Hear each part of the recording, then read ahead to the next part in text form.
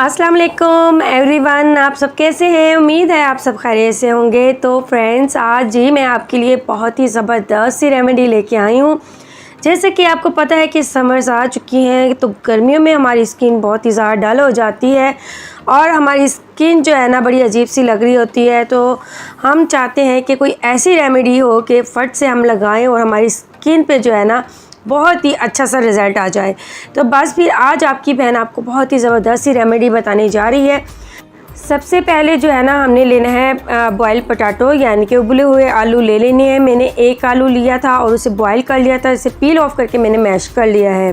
तो आपको पता है पोटैटो जो है वो आपकी स्किन के लिए बहुत ही ज़बरदस्त है, आपकी स्किन को ब्लीच करता है, बेशक आप वो कच्चा यूज़ करें या पका हुआ यूज़ करें।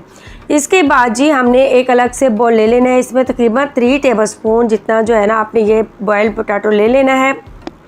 इसके बाद जी हमने इसमें ऐड करना है लेमन जूस। लेमन जूस आपने इसमें ऐड करना है तकरीबन 1/4 टीस्पून।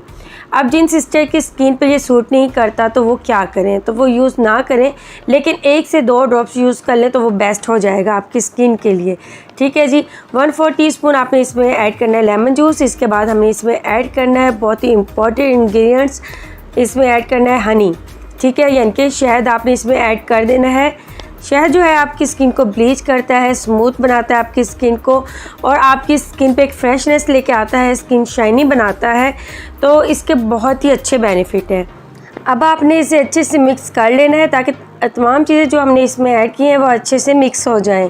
तो बहुत ही ज़बरदस्त सा ये जो है ना आपके पास मिक्सचर रेडी हो जाएगा। अच्छा, ये मिक्सचर जब आप अपने फेस पे लगाएंगे ना तो हो सकता है कि आपसे थोड़ा सा प्रॉब्लम हो रही हो, लेकिन आपने ऐसे ही लगाना है क्योंकि ये बहुत ज़्यादा ड्राई होता है और क्योंकि हमने इसमें जो है ना ही दूध ऐड किया है ना ही हमने इसमें जो है वो दही ऐड किया है, क्योंकि दही और दूध ऐड करने से जो है ना पेस्ट बन जाता है ज़्यादा, यानी कि वो थोड़ा सा पतला बन जाता है तो वो ईज़िली आपके फेस पे लग जाता है।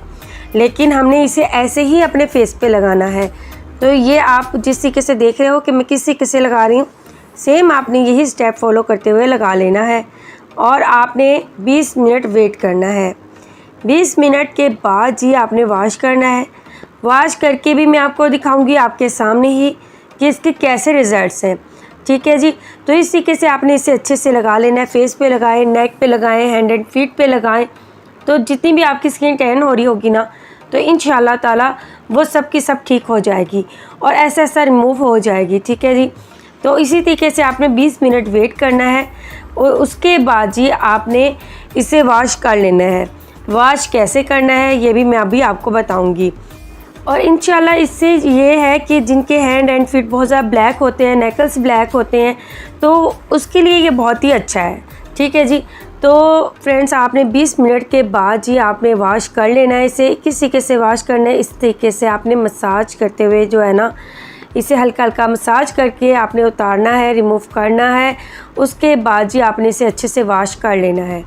अगर आपने अपने हैंड एंड फीट पे लगाया है तो नेकल्स जो है वो अच्छे से आपने इसका मसाज करना है ताकि आपके नेकल्स जो है वो ठीक हो जाएं, क्योंकि नेकल्स हमारे तब ब्लैक होते हैं जब हम जो है अपने हाथों के को चिटकाते हैं बहुत ज़्यादा जो है, तो उस वजह से भी नेकल्स जो है वो ब्लैक हो जाते हैं।